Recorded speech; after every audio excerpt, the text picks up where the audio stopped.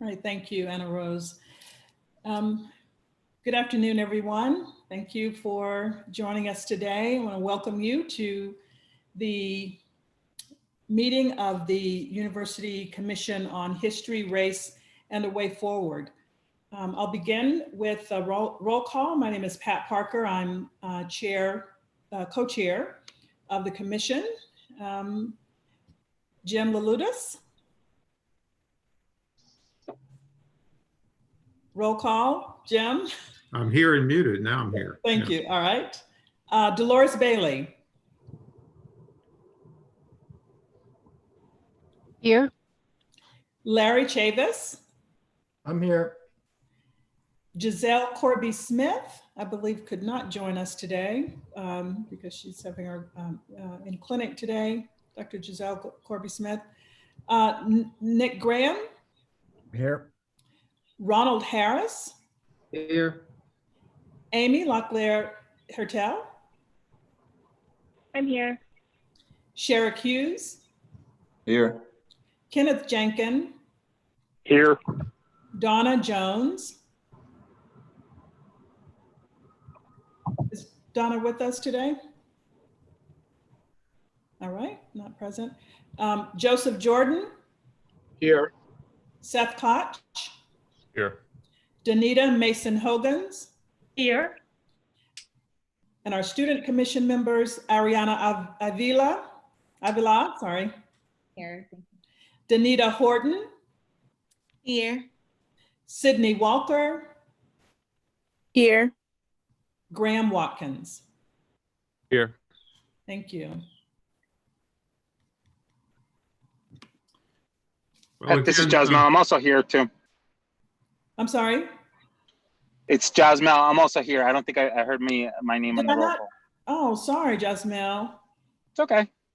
Oh, sorry. I was using our website. Jasmine is here. Thank you. Thank you. and we're glad you're here.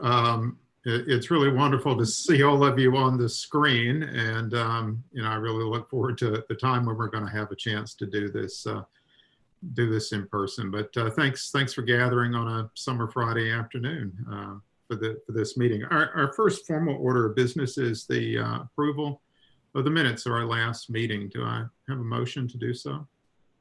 So moved. In a second? Yeah. Any discussion? Anything to be changed, added, deleted, corrected? All right, so that we could just have a voice vote, all in favor? Aye. Aye. Aye. Aye. Aye. Aye. Aye. All opposed? The minutes of our last meeting are approved. Thank you. All right. Thank you, Jim. And I want to give a proper introduction to Jasmine. Jasmine Perez. I'm here. I'm here. Thank you. Sorry. My apologies. All right. So we're going to get right into our agenda. We've got a packed agenda today. As we start to get, as we get started, I do want to make a couple of comments about the work of the commission. This work is broad and multi-layered, and it is also combined with a sense of urgency of this historic moment. And I know that as the other commissioners, along with Jim and I, share this understanding of the impact that our work can make in this historic moment, and that there is this sense of urgency that we not repeat the status quo, right? That we take some action that we can move forward in this historic moment. And in that spirit, I want to acknowledge the number of urgent requests that we have received as commission members, along with, I think other folks are copied on some of the emails, but we have been receiving requests from a number of people, a number of stakeholders on campus, outside of campus. And many of those requests have been about expressed interest in changing building names and names on landscape. And of course, it's important for us to, so I just want to acknowledge those requests and the spirit in which they are given, that people want action. On some level, we've been waiting for 400 years to take action. And so on behalf of the commission, I think I can say this, I know I'm saying on behalf of Jim, we want to say that we hear you. And we're going to do our best to make our work count toward bringing about change. It is important for us to have a general plan for continuing this part of our work in terms of the names on buildings and names on the landscape, and following up with some of those proposals. So that is something that's very important. But in terms of our larger work, we want to start this process by identifying a framework that we think will capture some of the complexity of our work and also serve as a practical guide for our work. So with that said, Anna Rose, if you could share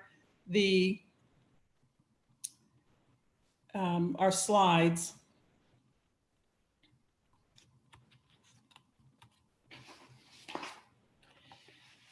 So we're very, very grateful to, go ahead, yes, thank you. We're grateful to Dr. Giselle Corby-Smith, who of course does wonderful work in the field of health disparities work and community engaged work. And she brought to our attention a framework that was introduced, developed in 2016 by the W.K. Kellogg Foundation, which is called the Truth, Racial Healing, and Transformation Framework. And this is a framework that we are proposing that we adopt as a general framework for our to guide our work, and within this framework to have processes that will help us move forward in some of the areas. As I mentioned, this is was developed by W.K. Kellogg Foundation in 2016. It was developed to help communities heal and to produce actionable change. So it's another reason why the commission is hoping to use it, or is planning to use it. The commission plans to use this framework as a practical guide for our work and seeing our work as a community engaged project. And we're particularly drawn to the framework because it's based on an understanding of the predominant factors and conditions that are supporting the racial hierarchy that has persisted for centuries in the US and elsewhere, and which in many ways is blocking progress.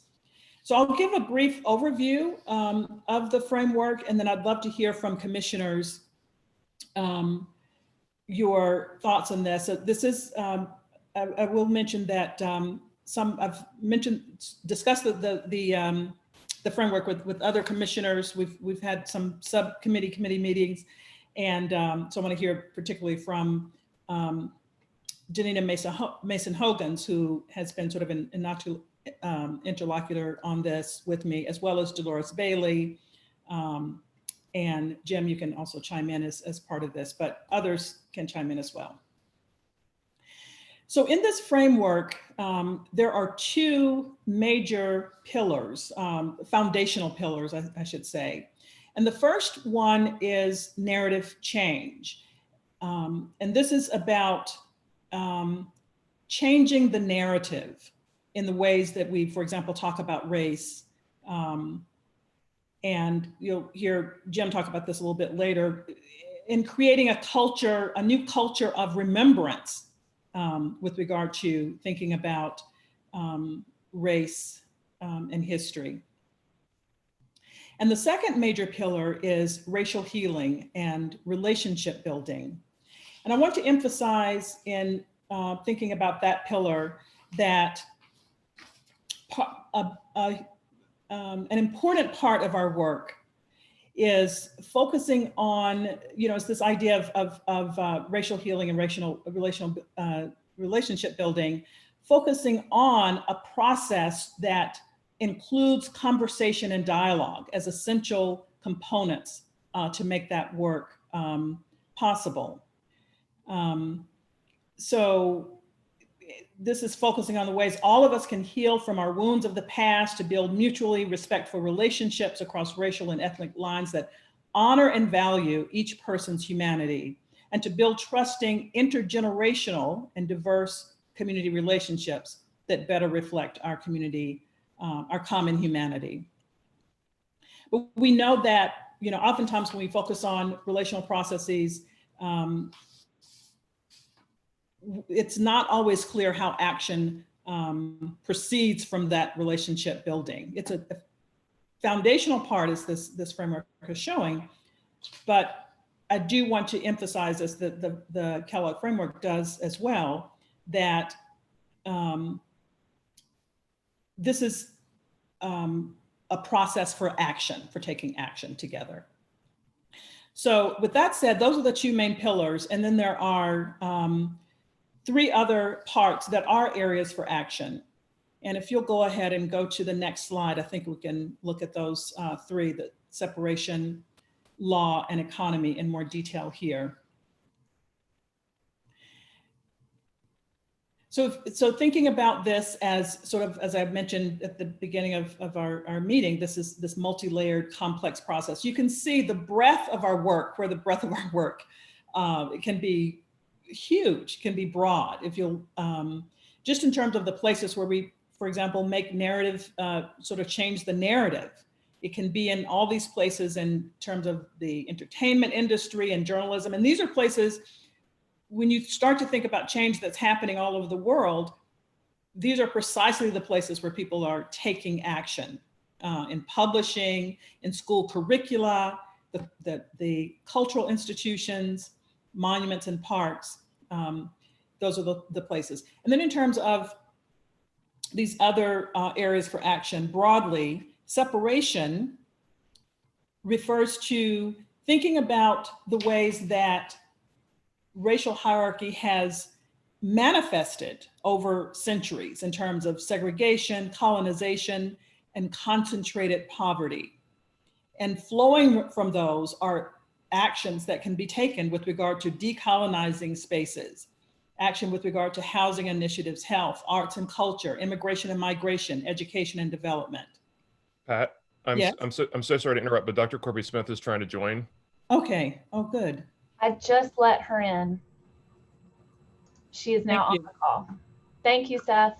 Hi, I apologize for joining late, and I apologize in advance if I have to leave before the meeting's ended, if patients come in.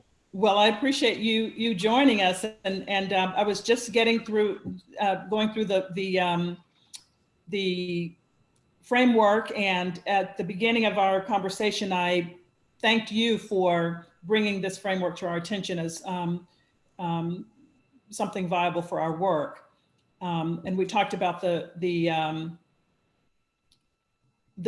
foundational pillars being narrative change and racial healing, relationship building.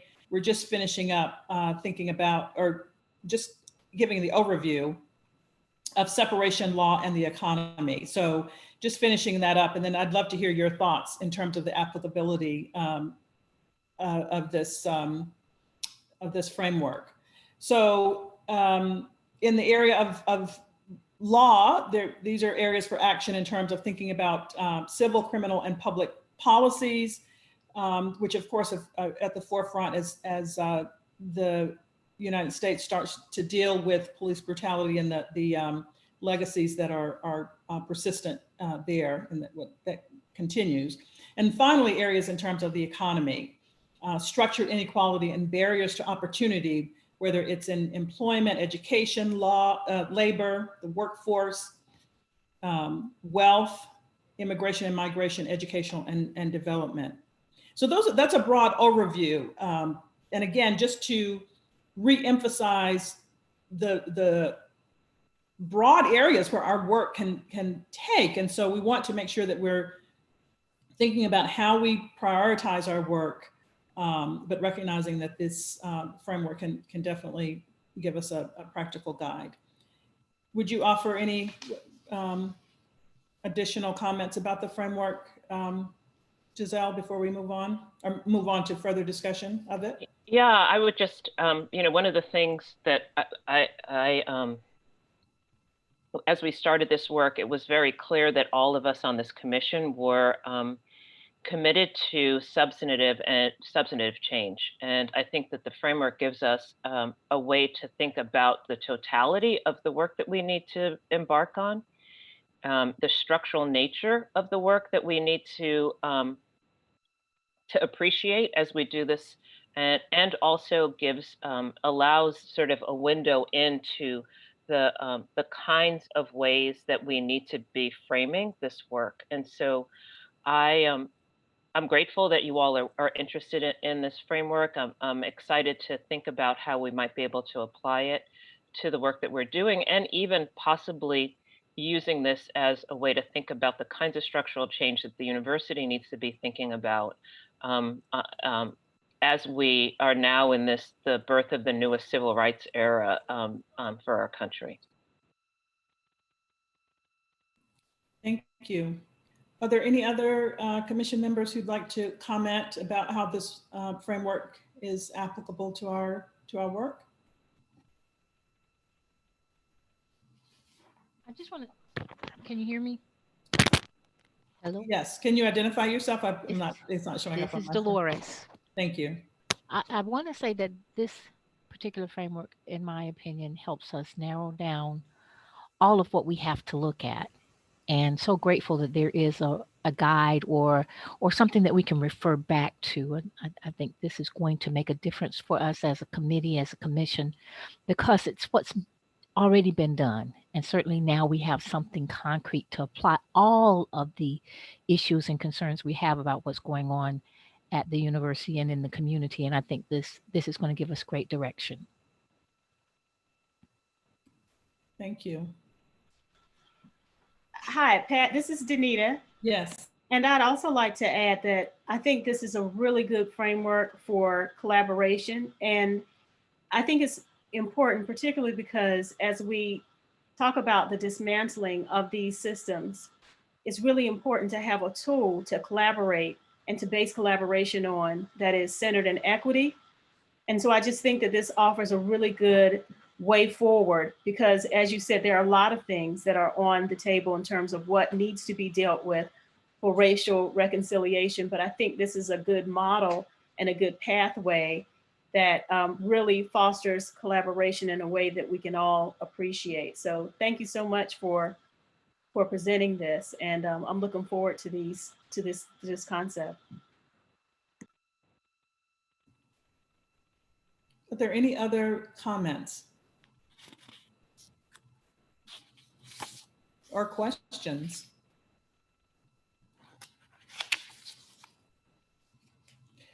I think that I do think this is helpful, and I think, I mean, like with all of frameworks, right?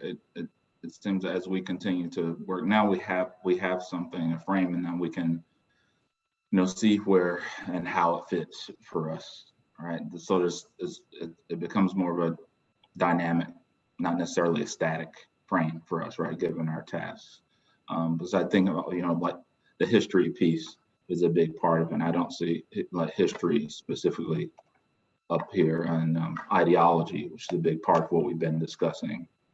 But I, as a start, I think for us having this and having more concrete sort of place for us all as a reference point and framework, I think I think it's helpful. And thank you for introducing it.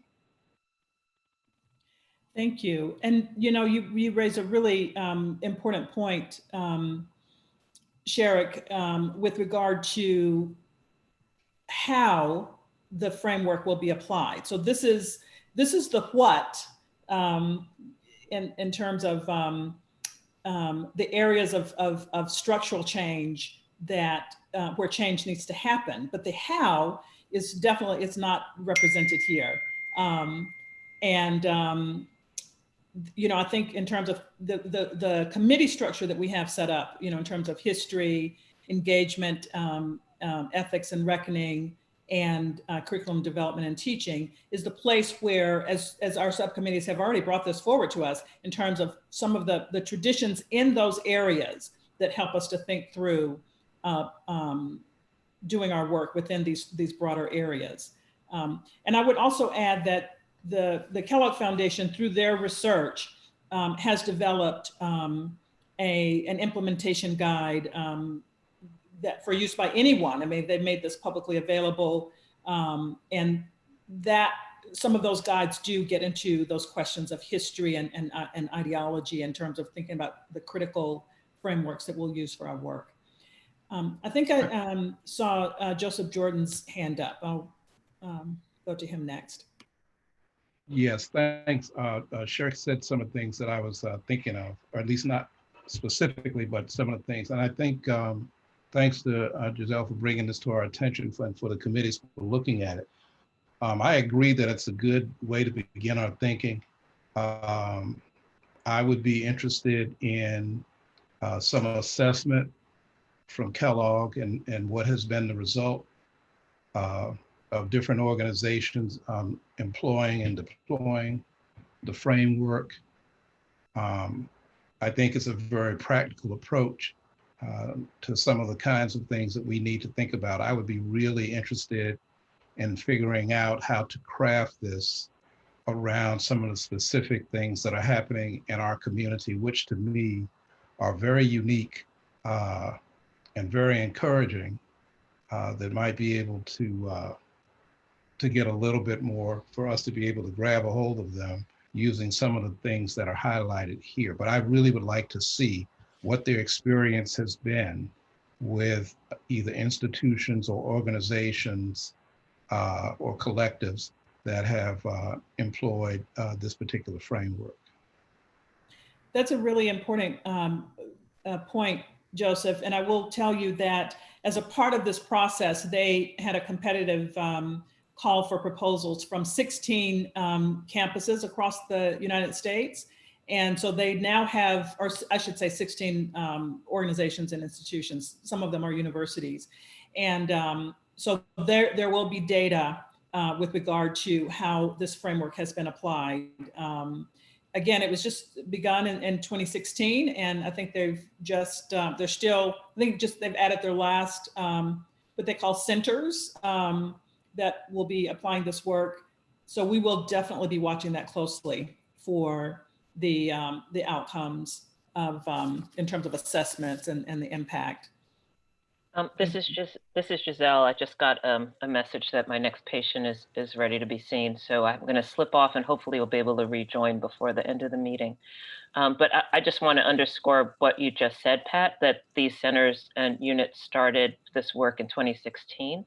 And so this is an intentional and a long commitment to a longer term effort. To be able to see the kinds of changes that we're hoping to make. We're up against 400 plus years of structural violence, and I think that we have to recognize that that it's not a 6-month fix. There's not going to be a Band-Aid that's going to, I think, from what I know of our committee, that's going to be acceptable to our committee. And again, my apologies of having sort of slipping in and out, but I wanted to try to be here for, if I could, for the meeting.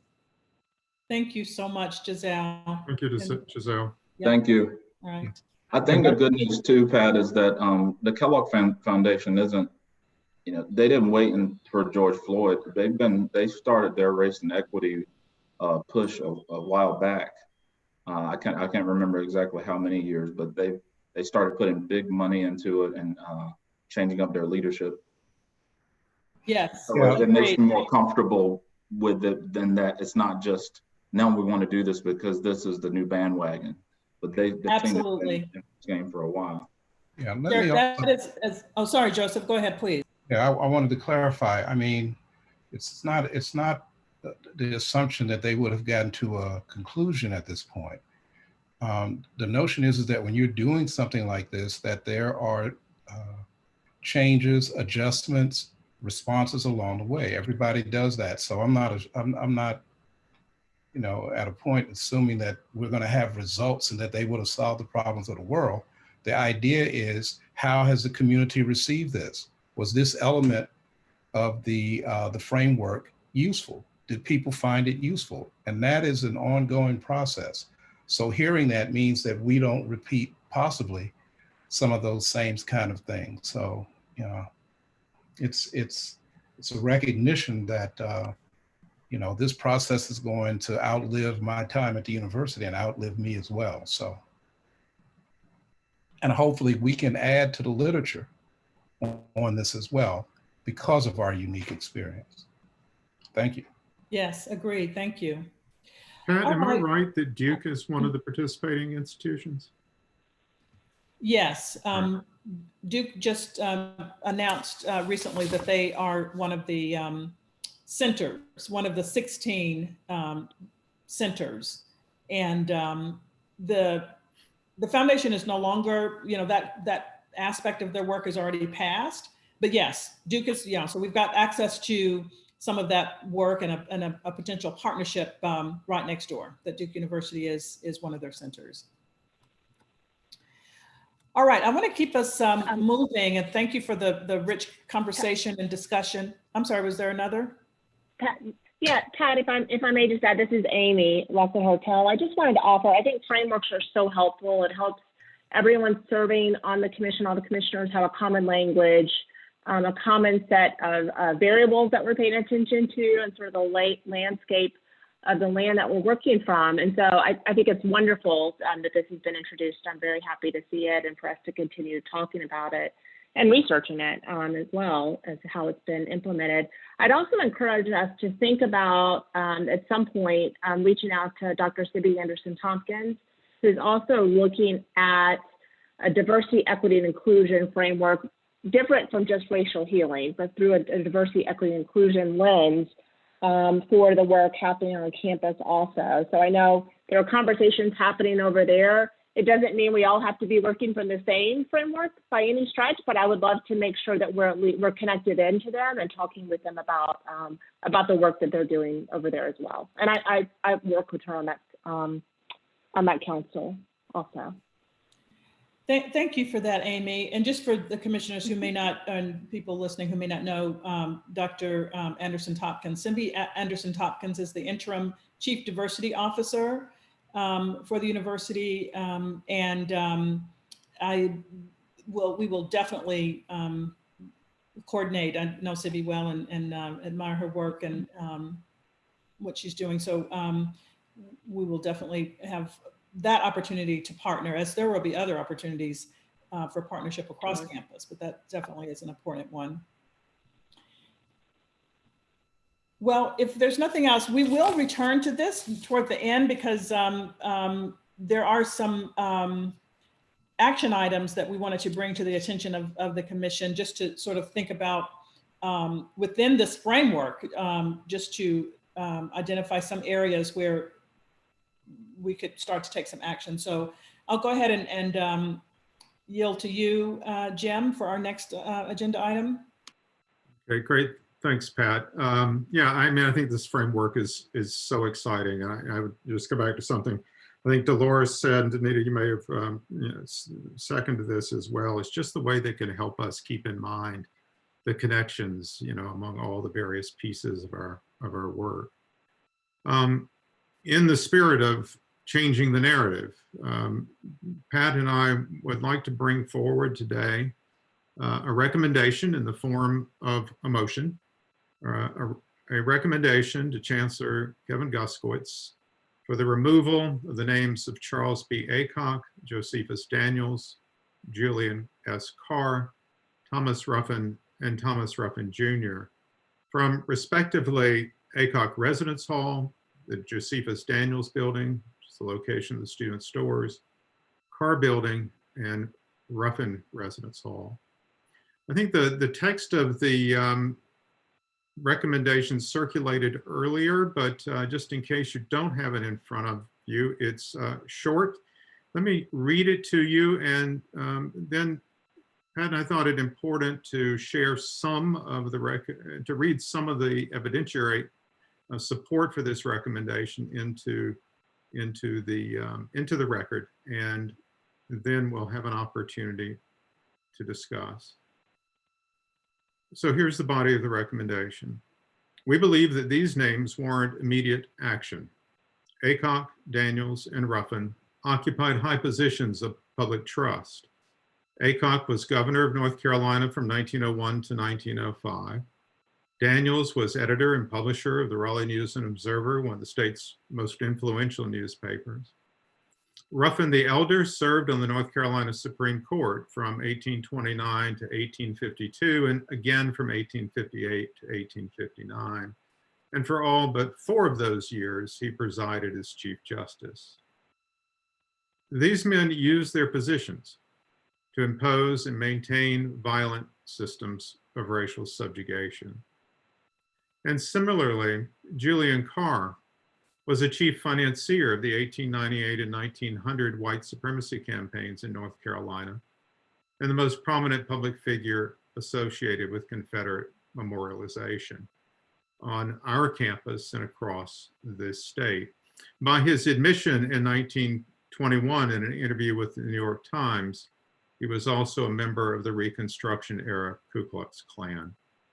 And in each of those instances, Carr used his wealth and his influence to establish the regime of Jim Crow, which, as you know, for more than half a century denied Black North Carolinians equal justice and the fundamental rights of citizenship.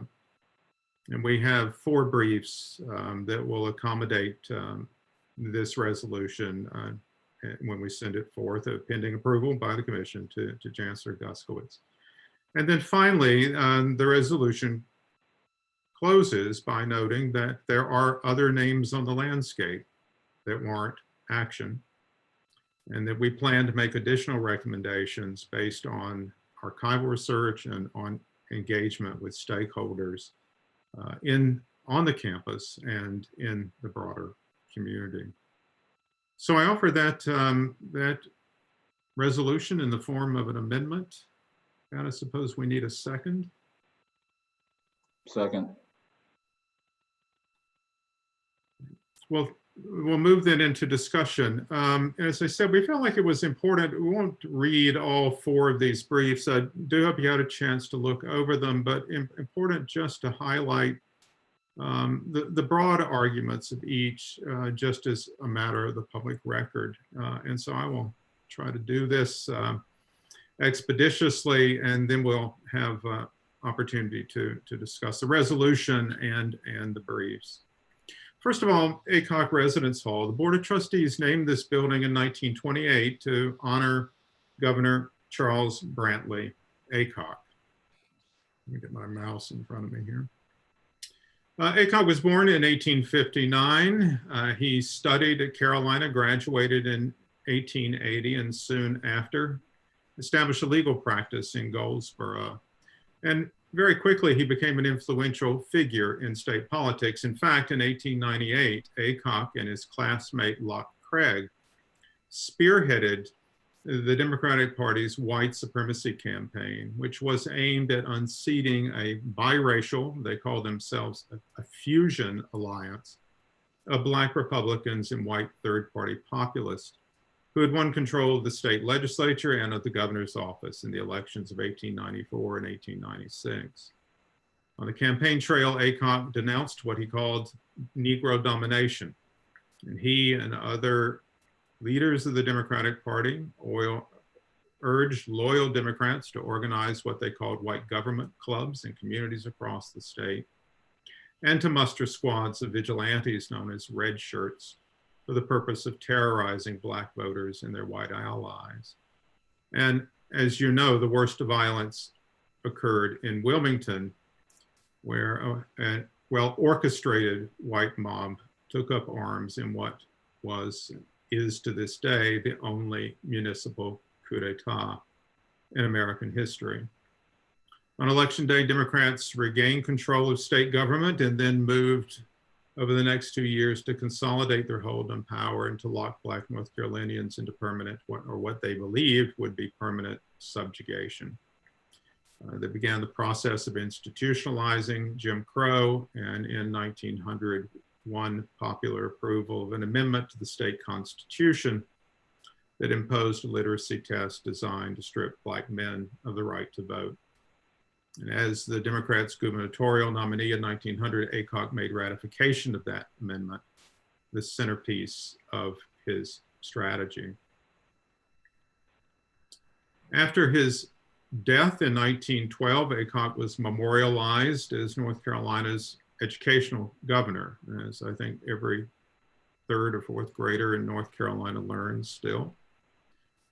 They made the case by noting that he significantly increased school spending during his time in office, that he opposed lawmakers who tried to prohibit the use of white tax receipts for Black education, and that he launched a program to build hundreds of rural schoolhouses. But that is not the complete historical record. Those fusion lawmakers that he had opposed in 1898 also valued North Carolina's public schools, and in fact, during their brief time in power, they funded instruction for Black and white children on an equal per capita basis. And contrasted sharply with the disparities under Aycock's administration. By the end of his term, in 1904, construction of new schoolhouses for whites was outpacing that for Blacks 8-1, and per capita spending on the education of Black children was half that for whites. Those figures are a reminder that Aycock was a principal architect of the regime of Jim Crow, which denied Black North Carolinians equal justice and the basic rights of citizenship, as I said earlier, for more than half a century. And Aycock embraced that. In fact, at the Democratic State Convention in 1900, he promised the delegates, in his words, that white supremacy and its perpetuation, that they were and would be, that was and would be the guiding principle of his political life. The Josephus Daniels Building was named by the trustees in 1967 to honor Josephus Daniels, who studied law here in 1885 and served as a trustee from 1901 until 1948, the year of his death. And that building has housed the student stores since its opening in 1968. Daniels was born in 1862. He grew up in Wilson. By the time he was 23, he owned 3 newspapers. And in 1894, he purchased the Raleigh News and Observer out of bankruptcy and quickly made it into one of the most influential publications in the state, largely by positioning it as a semi-official mouthpiece of the Democratic Party in the white supremacy campaigns of 1898 and 1900. Day after day, Daniels filled the pages of the News and Observer with scurrilous stories, often demonstrably false or at least partially fabricated, that demonized Black men as sexual predators, denigrated the masculinity of white men who put Blacks in power, and decried the rampant, what he called rampant corruption among Black office holders. Years later, he confessed that he was, as he put it, never very careful about winnowing out the stories or running them down. White voters, he explained, frenzied by appeals to their racial fears, would, in his words, believe almost any piece of rascality. The bottom line, Daniels said, was that the propaganda was having a good effect. And indeed it did, in the ways that we saw in the brief on Aycock. The triumph of white supremacy at the beginning of the 20th century, the institutionalization of Jim Crow and the disenfranchisement of Black men. Now, Aycock pursued that racial order not only at home, but also on a national and a global stage. In 1913, President Woodrow Wilson appointed him Secretary of Navy. And in that office, he played a leading role in Wilson's policy of bringing racial segregation, of bringing Jim Crow to the federal bureaucracy. As Secretary of the Navy, he also directed the American invasion and occupation of Haiti in 1915. He tasked Marine units, mostly from the South, to impose there This regime of Jim Crow, as one historian has written, replete with forced labor and summary executions. That in the world's first Black Republic, established by a slave uprising in the 1790s. Daniels supported Franklin Roosevelt in 1932 and was rewarded with an appointment as U.S. ambassador to Mexico, a position he held until 1941. During that decade, his son Jonathan began to turn the News and Observer in a new and more progressive direction, but the elder Daniels remained thoroughly unreconstructed. He wrote one of his last editorials for the N&O in November 1947, just a couple of months before he died. It was a blistering critique of the report that had been recently released by President Harry Truman's Committee on Civil Rights. The report took as its titles to secure these rights, quoting from the Declaration of Independence, and it recommended immediate elimination of segregation from American life. And to that, Daniels objected quite strenuously. 2 months later, he died at his Raleigh home. Julian Carr, the namesake for Carr Building. The building was named for him in 1900, again by the trustees. He had studied here in the 1860s and served as a trustee from 1877 until his death in 1924. The building was originally a residence hall, was converted to office space in the 1980s. Carr provided the money for the construction.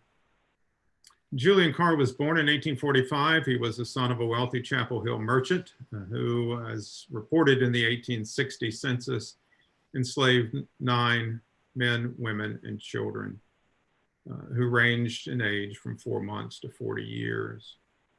The younger Carr studied here at UNC from 1862 to 1864, left to serve in the Confederate Army, returned for the 1865-66 academic year, and then departed Chapel Hill in 1868, this time for Little Rock, Arkansas, where he went to work in his uncle's business.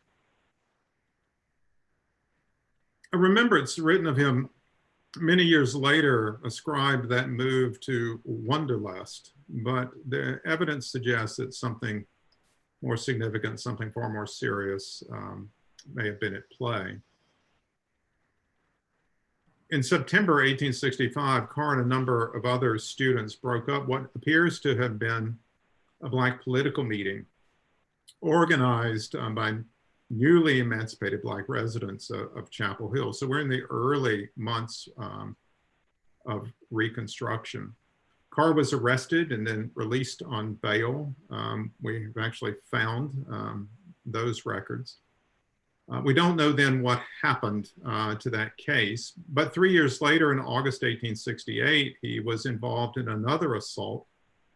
In this instance, he, and it appears his brothers, on slight provocation, one witness testified, flogged a Black woman near the university campus. And she subsequently took her case to the Freedmen's Bureau officials headquartered in nearby Hillsborough. And again, unfortunately, the archival record goes cold. Many of the Freedmen's Bureau records for North Carolina were lost, but it's clear that Carr was in danger of prosecution before a military tribunal. And that may well explain the move to Little Rock. And that speculation is supported by, as I mentioned earlier, his acknowledgement in 1921 that he had been an active Klansman.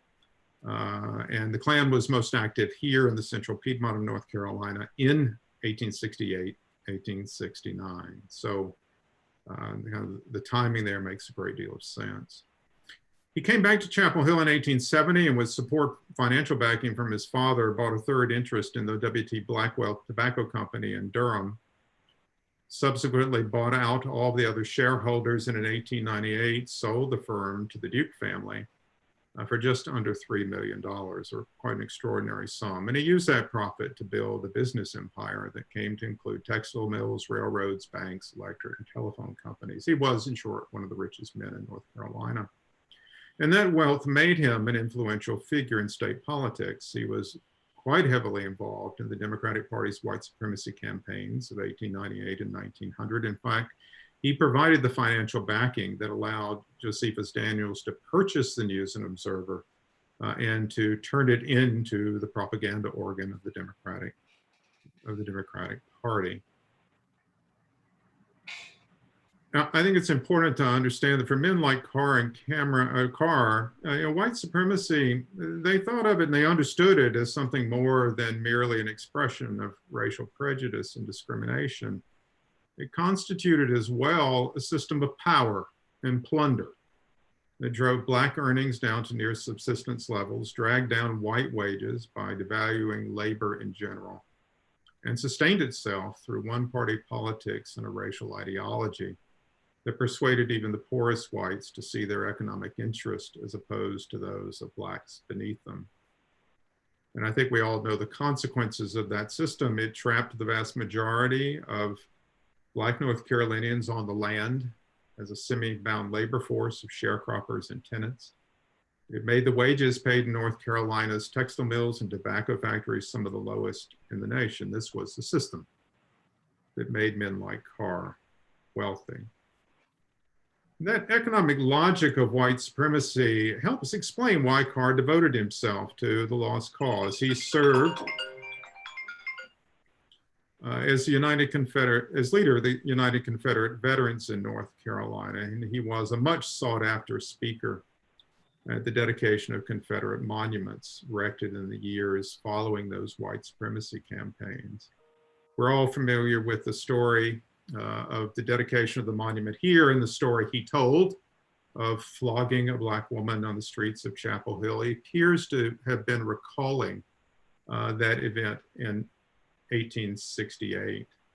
Now, why did he tell that story? Well, he told that story because he wanted his audience to understand that that statue honored all university men who fought for the Confederacy, the living as well as the dead, and especially veterans who, like Carr, enlisted in the post-war battle to restore white rule. For them, service to the Confederate cause didn't end at Appomattox.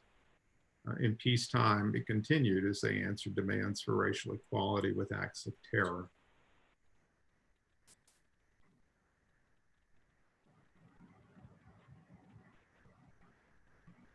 So in each of these ways, Julian Carr devoted himself to the maintenance of white supremacy. He was in that sense not simply a product of his time, as one biographer has claimed. He instead was an architect of that time. He was a master builder of one of the darkest eras in American history, a time marked by extra-legal violence and legalized injustice that made a mockery of the nation's democratic values. And finally, Thomas Ruffin. The Board of Trustees named Ruffin Residence Hall for him in 1922. To honor him, he was a trustee from 1813 until his death in 1870. And also his son, Thomas Ruffin Jr., graduated in the class of 1844. Thomas the Elder was born in 1787 in Essex County, Virginia. He was educated not at Chapel Hill, but at the College of New Jersey, now Princeton University. He came back to North Carolina, practiced law in Orange County, served in the state legislature, and in 1829 was appointed by that body to the state Supreme Court. And as I said earlier, he served as Chief Justice from 1833 to 1852, and again 1858, 1859. Ruffin enslaved 100 Black men, women, and children on the Alamance County farm he called the Hermitage, and another 35 on a smaller property in Rockingham County. That puts him among the largest slaveholders in the state. And he was known by his neighbors, and the documentation is actually in his private papers. He was known by his neighbors for his own cruelty and that of his white overseer. And the details are in the brief. I won't read them all here. Between 1821 and 1826, he also invested as a speculator in the domestic slave trade. And it's likely that he earned quite a handsome profit because a boom in the 1820s, a boom in cotton production in the new Deep South states of Alabama and Mississippi, created a nearly insatiable demand for enslaved laborers who were shackled together, driven southward in coffles from exporting states, North Carolina, Virginia, Kentucky, and Maryland. And traders, as I'm sure you know, conducted that business with extraordinary callousness. They, for example, routinely broke families apart in order to maximize profits on the youngest, strongest men and on the women of prime childbearing age. Ruffin approved of that practice, and in fact, as a jurist, he encouraged it. In a case, Cannon versus Jenkins, heard before the Supreme Court in 1830, he ruled that estate executors had an obligation to break up slave families if separate sales would bring higher prices. Most commonly, he wrote, articles sell best singly, and therefore they ought in general to be so offered. The bottom line was that an executor was, in Ruffin's words, not to indulge his charities at the expense of the sellers he represented. Now today, Ruffin's most often remembered for the equally inhumane judgment he rendered in the case of State versus Mann. It involved a man named John Mann, who hired an enslaved woman named Lydia from her owner. A minor child, Elizabeth Jones. She had inherited Lydia from her parents, and Elizabeth lived in the household of her brother-in-law and paid her way by having Lydia hired out as a laborer. Well, Lydia defied Mann's authority over her, and in one instance attempted to run away. Mann picked up his gun and shot her in the back. A jury in Chuan County convicted Mann on a charge of assault and battery. It was a case that Ruffin overturned on appeal. And in short, what he did in that appeal is he deviated quite extraordinarily from established case law and accorded Mann the full rights of ownership, and did so, he said, because of the kind of central importance of the mastery of white over black. He rendered what our colleague Eric Muller has described as the coldest and starkest defense of the violence inherent in slavery. Ruffin declared, the power of the master must be absolute in order to render the submission of the slave perfect. And then there's a lot more detail in the brief, but the point here is that white dominion for Ruffin was totalizing, and the law gave no quarter to the humanity of the enslaved. Well, none of this story figured in the adulation of Thomas Ruffin by UNC's trustees in 1922 when they named a President's Hall for him, or in the adulation bestowed upon him by the North Carolina Bar Association in 1915, when they placed the bronze statue of Ruffin outside the chamber of the North Carolina Supreme Court. Ruffin, the brutal slave master, the traitor and human chattel, the author of the most notorious defense of slaveholders' authority over the bodies of the enslaved, those things are nowhere to be found in that celebration of Ruffin. I think it's fair to say that that erasure, that silence, was the product of a focused effort to create, in the early 20th century, a falsified, usable past for a neo-Confederate white South that by that time had institutionalized Jim Crow and stripped black men of the right to vote. White civic leaders, politicians, scholars, the people we've been talking about here, labored in the new century to characterize slavery as a benevolent institution, to glorify secession as a principal defense of the Constitution, to make patriots out of men who went to war against the United States. And at UNC, that project found expression in the classroom and in faculty scholarship, in the erection of a Confederate monument, and in the scramble during the teens and 20s to name campus buildings for slave owners, Confederate officers, Klansmen, avowed white supremacists. And we have a list of additional names in the brief from that era. I think suffice it to say that the presence of those names on the landscape is a testament to the success of the Neo-Confederates historical project and the ways that it continues into the present to shape what in public memory is known and forgotten about slavery, about the Confederacy, and about the Jim Crow South.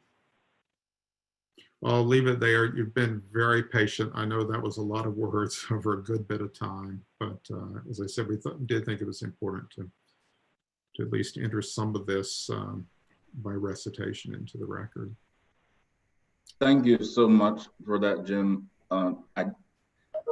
One of the things I was, as I read about them and read about the project earlier, you embarked on some years ago with these, and now where we are.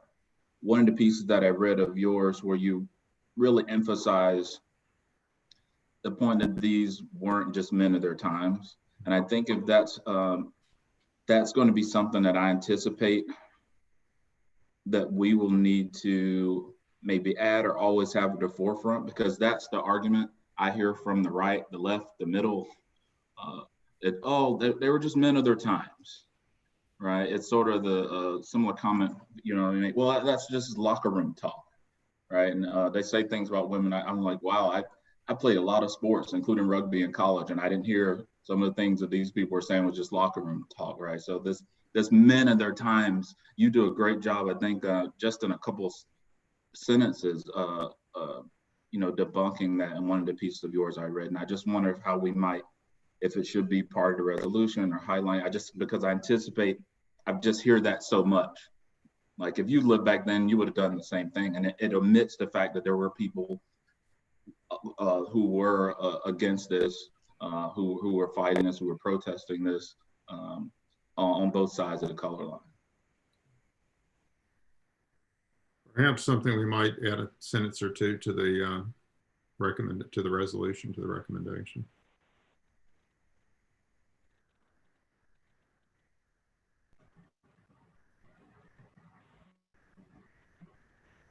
Jim, were you going to propose that and sort of resubmit? Right, so that is, again, the resolution and this body of evidence is on the table as a resolution. So moved. So yeah, we're in discussion and we'll have a vote. Other thoughts, comments, concerns, things to emphasize, change? Well, I think I learned a fair amount, even though I've known a little bit about a lot of what you've been doing, Jim. And I've grown up in Durham, and I've attended both Duke and UNC. And so it was interesting to read this and see the connections, because the history overlaps. It overlaps with Durham and the history of tobacco. And so for me, in thinking about our work, I mean, it really highlights the scope of what needs to be done, because we can see the scope of what people and the lengths that people went to ensure that Black people in this country were under white rule. And you see it from the level of, from politics, from the level of media, from the level of this, the money that was invested and the time and effort and resources that were put into ensuring that the system of Jim Crow remained once the antebellum period kind of ended. And so I think it really shows it in the same way that we look at, dismantling some of that system, just how broad it is and just how deep it went, that the News and Observer at that time, this was a normal thing for it to be printing out what we would say today are pretty racist images and racist propaganda. And I think it's interesting and, enlightening for me to even learn some of the new information that I didn't know about some of these individuals, and to really underscore the scope of, how did the system work and how ingrained it was both at that time, and you can see the trickling down and reflections of it now. Thanks, Ronald. I also wanted to say just thank you for the intense research that it took to draft these briefs. And I know for the sake of time, we were unable to read the full briefs aloud, but I appreciated the inclusion of the final paragraphs in the briefs of how other local institutions or universities are taking action and striving for a change related to monuments or buildings named after these individuals. Okay, thanks. And these are now part of the public record, so there will be opportunity for people other than, of course, the commission to read. Can I offer a brief comment? This is Kenneth.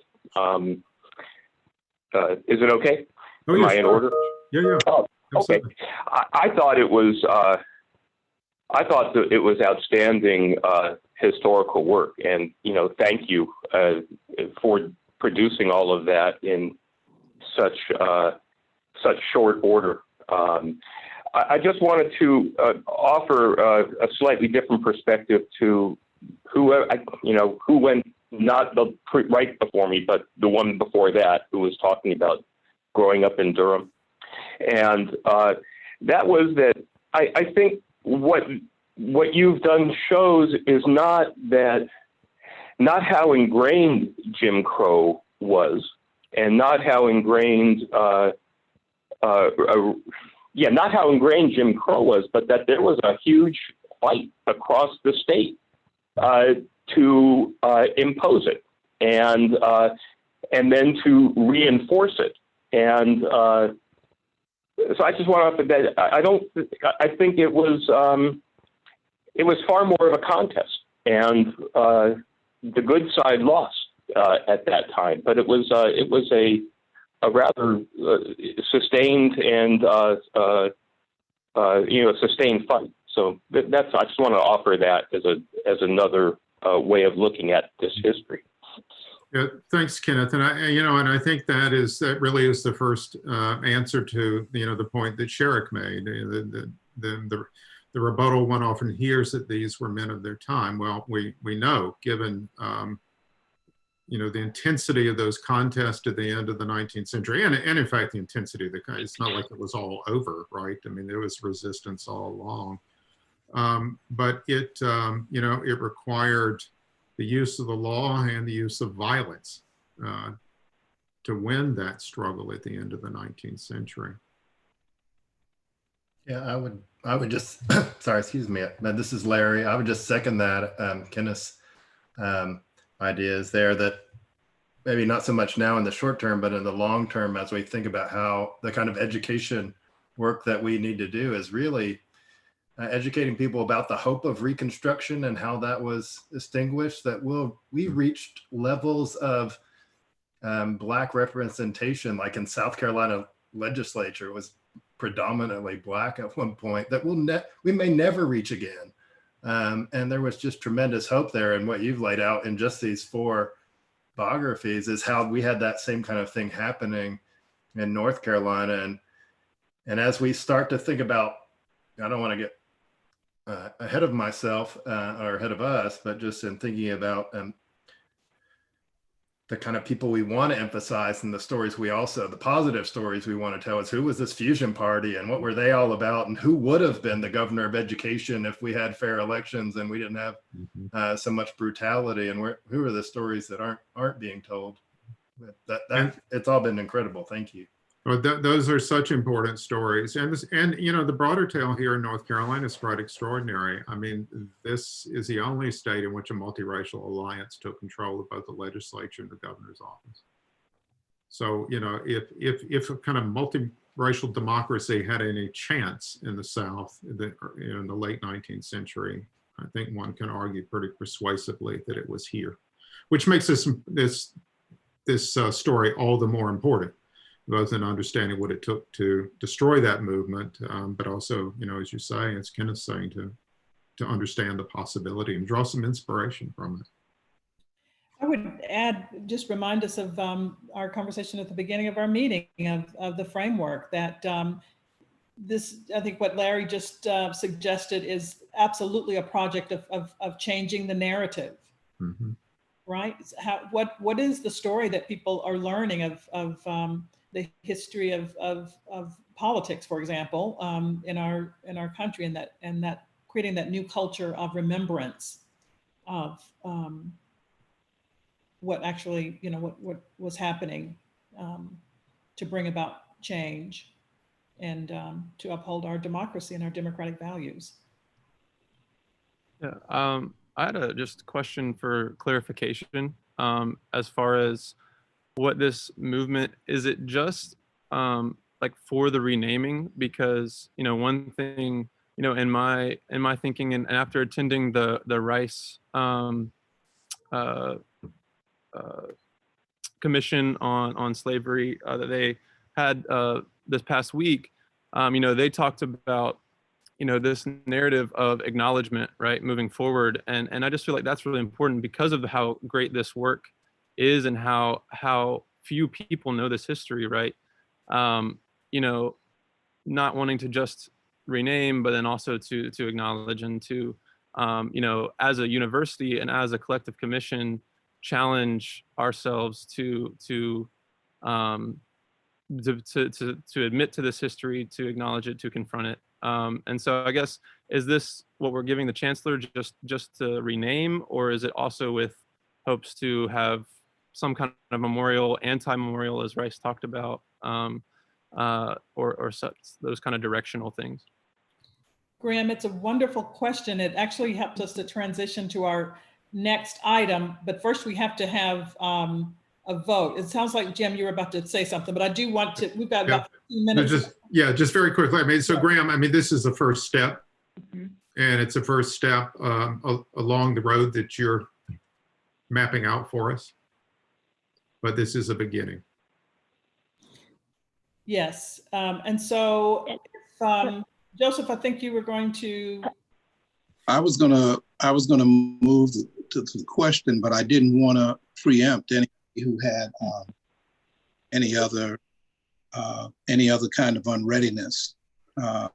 Let's see if Amy, did you want to chime in here before Joseph calls the question? Yeah, just briefly, as I think about the framework earlier, and I think about systems and structural racism. I mean, these stories, the way you've brought them forward for us, Jim, to share with us and the greater public, right? Not just the university, but the rest of the world. I want to make sure that over time, to the point that was just made, that we don't lose track of the characters and the times that we were in, because there is some fascinating history happening in North Carolina and South Carolina, as was mentioned on this call. And so there's a narrative around these individuals, and their role in it was so important. So I hope that we don't lose over time the larger story, to really put these characters in play and give their life additional context, because it's the context and times they were operating in, which was just quite extraordinary.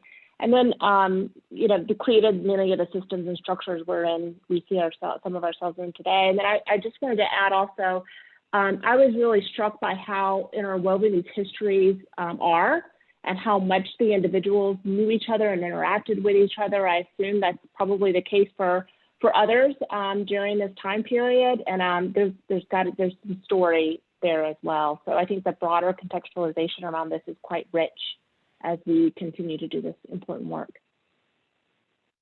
Thanks, Amy. Yeah, I mean, I think that's, you know, so important. And I suppose just sort of sitting here in the moment, I guess the way I think about this, back to, you know, what I was saying to Graham, is that this in some ways is about kind of clearing the slate to create room to begin to tell, you know, these stories, these stories of hope and possibilities, you know, that otherwise have been largely erased by the kinds of victories that you know, we were talking about here. Is there any further discussion?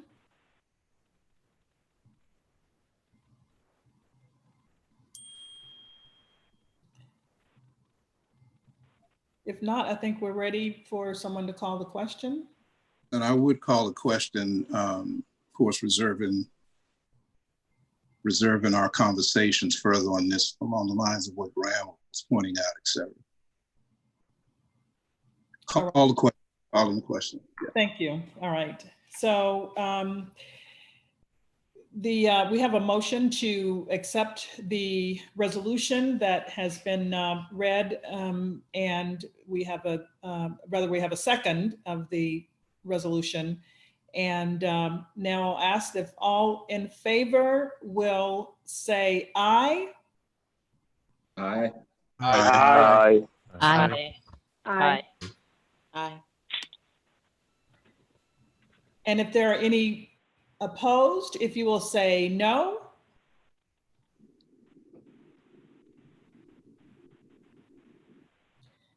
Hearing none, we have unanimous approval of the resolution on removal of 4 names. Thank you. everyone for your patience. We'll promise not to read to you so much in the future. Question. I have a question, if I might, Madam Chair. Should I? Please. Yes, please. Go ahead, Joseph. Yeah, no, I'm just trying to, so the step from here is, can you give us a sense of what happens with this now? This would go next to the Chancellor, and the Chancellor will, I assume, forward it on to the Board of Trustees. Will we be able to watch that? Do you know that Board of Trustees meeting? Yeah, it's on next Thursday, the 16th. Yeah. Okay, thank you. And I think there, what they will take up is a policy. And so really what we're doing is positioning this proposal as part of what we expect will be the implementation of the policy for name removal that the Board of Trustees will take up on Thursday. We'll say a little bit more about this, but what's not in place yet is a policy and a process for renaming. But we can address that. I think that's right next on the agenda, Pat. So right, and I think it underscores a question that we raised earlier, or perhaps we didn't. I'm not sure, but I'll raise it now, which is that we are advisory to the Chancellor. And the Chancellor will make recommendations to the Board of Trustees on our behalf. We also recognize the work that we've been charged to do.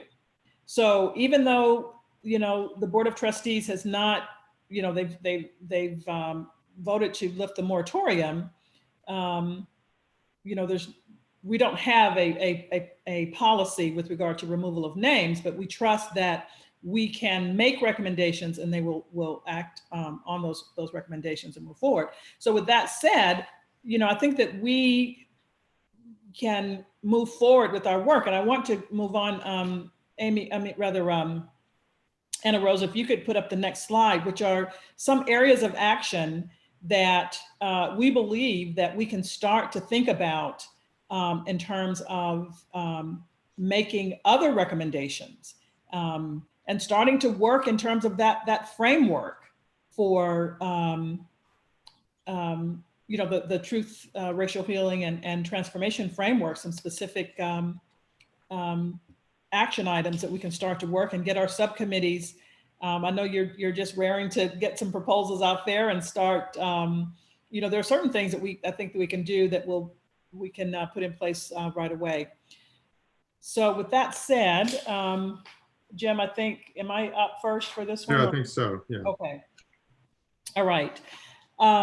So we've got several areas that we want to call to your attention. And so the first one is this idea of moving just beyond, we've got the names of the 4 names that we've brought forth, but we also want to have an exhaustive program of research to produce a full account of more than 36 campus buildings and public spaces that are named, for men whose egregious behavior we think bear, an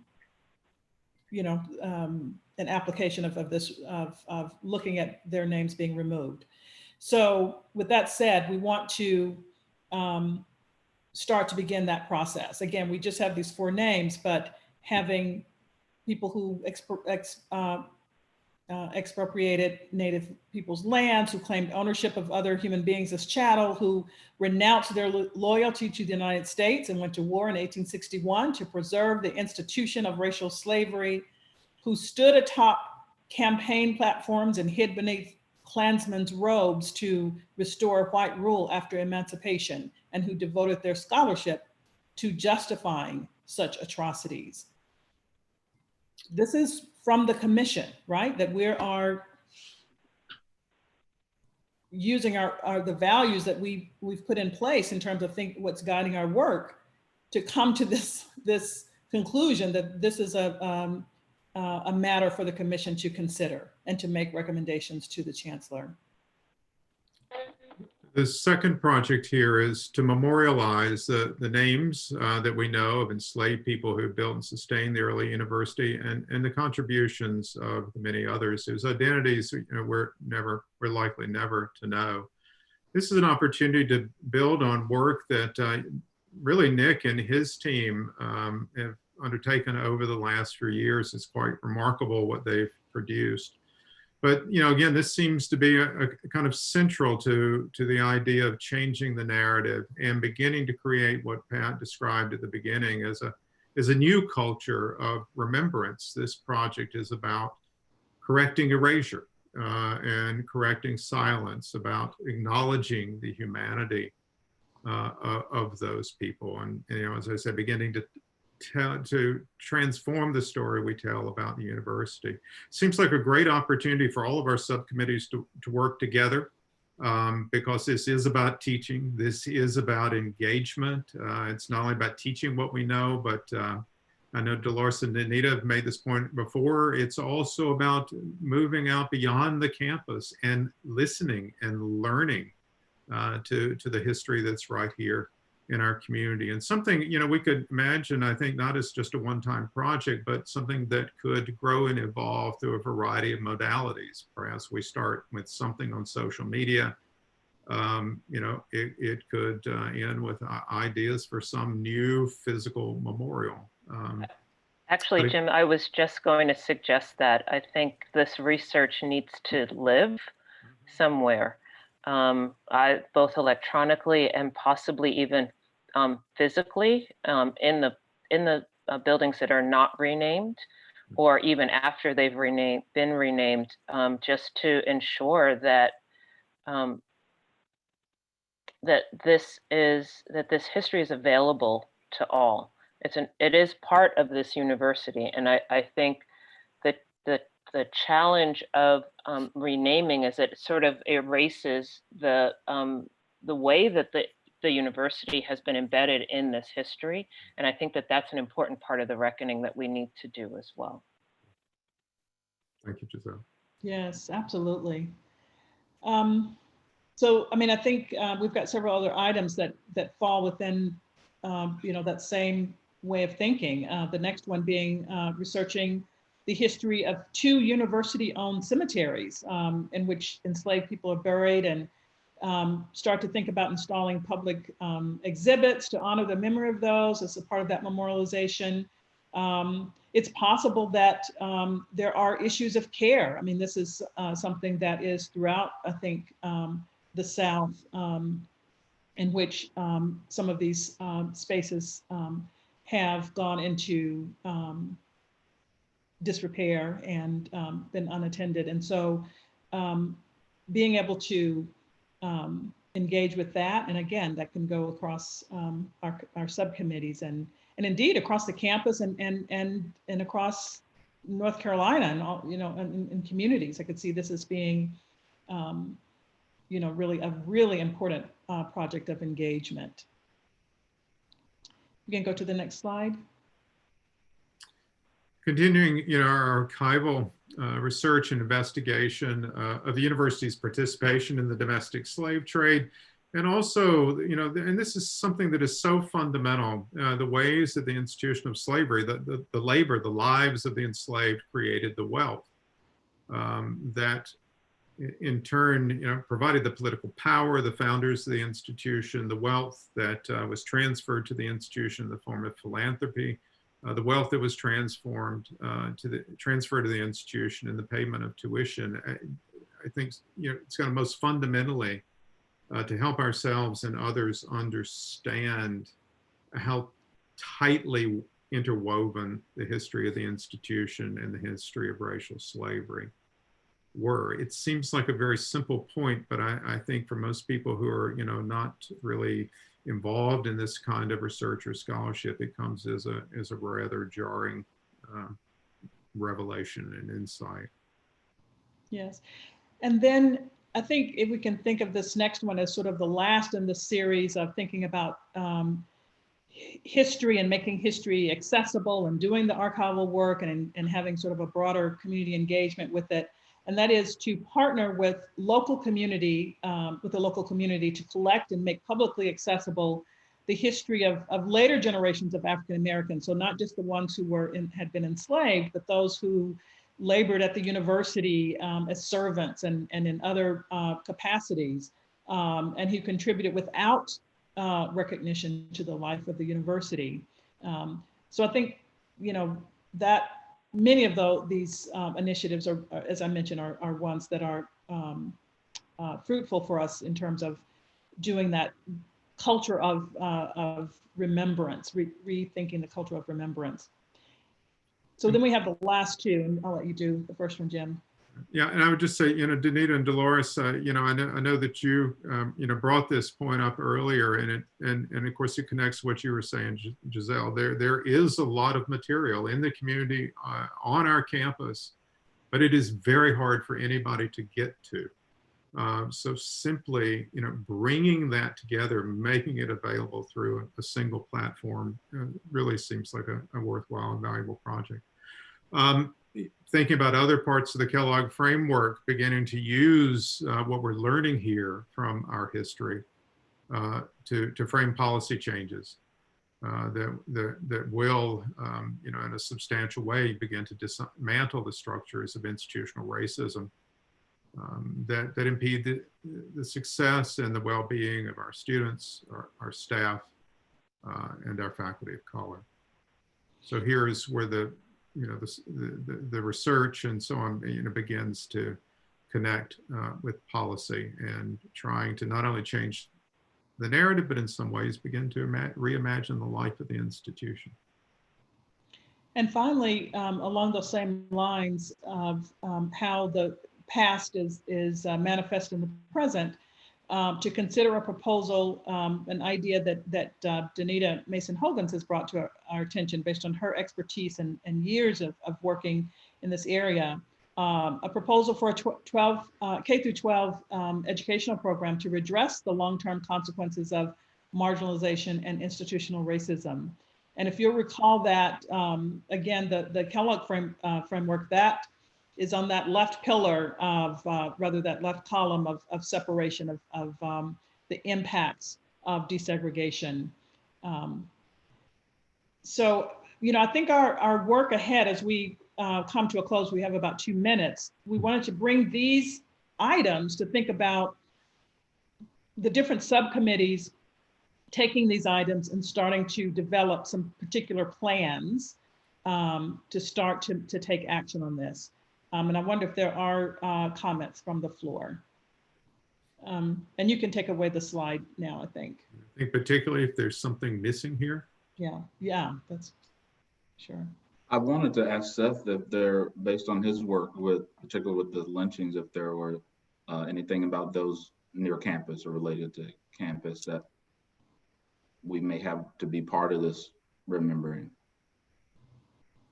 I mean, there was an incident in 1898 in Carborough, which was actually connected with the political turmoil at the time that Daniels was involved in, and so it could be that there's a connection there, possibly. But there's a other group working on memorializing that lynching in particular, so it might be that we'll just have an opportunity to lift up their work and to connect our work to them. I did want to mention too that just while my mic's unmuted, that first action item of conducting research on people who have buildings named after them. A lot of that work's been done already, you know, for generations by activists and others. And I'm wondering,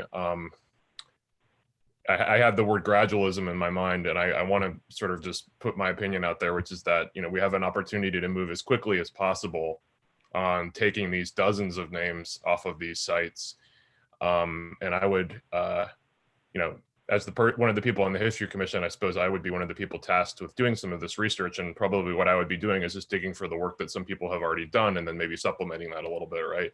And so I could save myself some work maybe by suggesting that we come up with a fairly tight time frame for a fairly tight list of those names, and move forward as expeditiously as possible. I wouldn't want us to be accused of gradualism.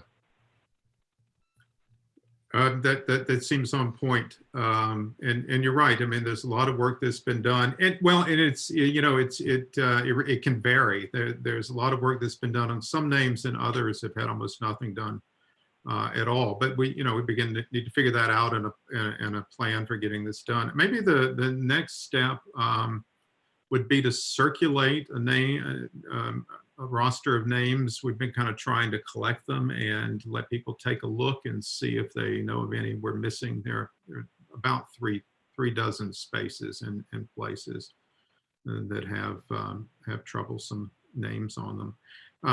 You know, as Pat said at the beginning, we're also beginning to receive requests from individual departments or groups of departments, in particular buildings on campus, and at the same time we've had at least 2 requests come from families.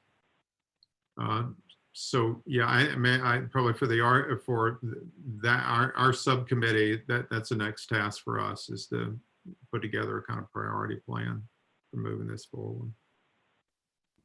I think absolutely, and simultaneous to that process, I think for the other 2 subcommittees is to think about following up on Giselle's recommendation to have a process for educating, you know, sort of disseminating the information and educating people as this, even as the process is happening. I mean, you know, perhaps have the list of names and that process is going forward, but having this process of educating and finding ways to get get that information out.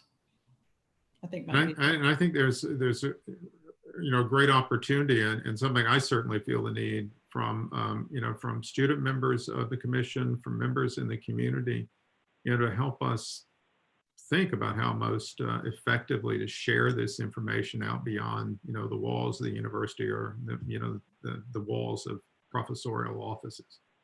I'd like to offer that I'd like to underscore what Graham offered earlier in terms of university also acknowledging the impact that it has had on the local community.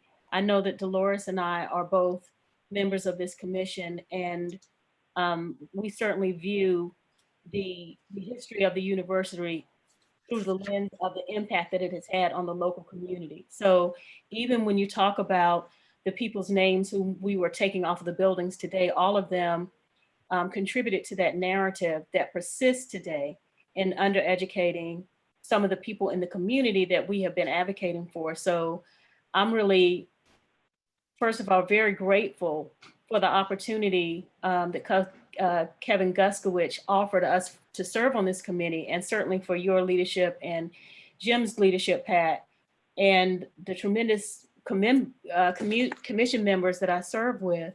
I'm just really hoping that we can take this opportunity to look at ways in which this history has been impactful and continues to impact the local community.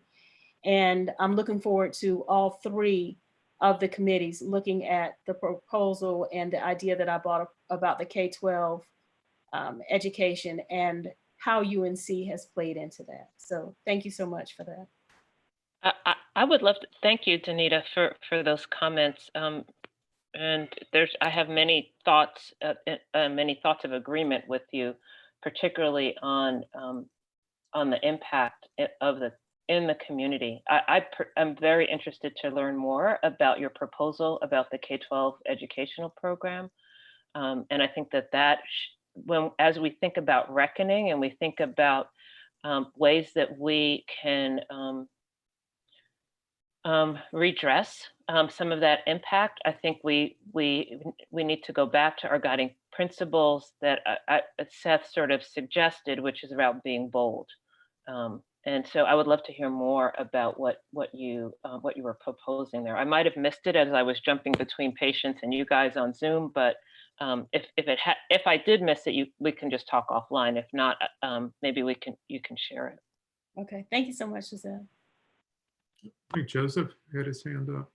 Yeah, I have a question, and this is kind of a question about how we do work going forward, because as I hear more and more of the ideas about what we might be able to do and what we should do, all of which sound very good. I'm kind of about the run up to the beginning of classes again, and what that means for some people. And if it's possible to request from the Chancellor's office some additional support and help as we begin thinking about ideas like Danita's ideas about following up on the framework, and also ideas like what Seth and Shurik mentioned about getting back to some of that research, some that exists and some that might be in other pockets. And that sounds like a fairly involved degree of work that we would have to be doing on a part-time basis here and there. It's a really good point, Joseph. I think, Pat and I are well aware of, the need for additional resources, additional human resources. Yeah. Pat, I think maybe we can kind of circle back to people. One of the next things I think we need to do is sit down and, if we've got kind of general agreement on this as an agenda, for us to take a first stab at putting some dollar signs on it and thinking about what it's going to cost to get this done. Yeah, this is not going to be done by an awful lot, a lot of accumulative part-time effort of a lot of very busy people. Absolutely. Absolutely. And I meant to include the dissemination, and also making sure that the public is aware, particularly the campus community, is aware, engaged on an ongoing basis. Yeah, I mean, even the 36 or 36 plus names, being able to even link out, having a statement that comes either from Pat and Jim or from Kevin with a link to their histories in the same ways that, the PowerPoint that you shared, Jim, I think would be an important way to update folks about sort of where we are and what the goal and this resolution that we've just all agreed to. Yeah, we really need to work on that kind of visibility. I think it is another way in which the memorializing the names of the enslaved can be kind of practically valuable to us in terms of the work of the commission. One could imagine, a web campaign, a social media campaign in which we're kind of reporting constantly on what we're learning and what we know. So, we don't just stick something out there and then a month later, when everybody's forgotten about us, show up again. Well, I think structurally, first of all, we're coming up to the time, well, we're about 10 minutes past the time we agreed to end, but I think we'll be in touch in terms of our next commission meetings for the fall. But in the meantime, thinking about subcommittee meetings to take up some of these proposals, to start to think about, acting on some of the ideas that have come from this meeting, that could come from this meeting, and we can circulate that among ourselves, as well as what resources we need in order to do this work effectively. So thank you, everybody. If there's nothing. Thank you all for the hard work all put the solution together. Thank you very much. Well, I mean, I know I speak for Pat, and I expect she'll want to repeat it, but it is such a privilege to be on this commission with all of you. Absolutely. And, you know, that's not just a kind of throwaway line. Yeah. It's important work, and it's great I to be want to with you. publicly thank Jim for all the work he did to work on the dossiers and pulling doing that work behind the scenes. And I too am learning so much. We talked through some of the ideas in that, and just came to appreciate so much of the work that you did, and I really appreciate that. So thank you all very much, and we will be in touch again before our next meeting.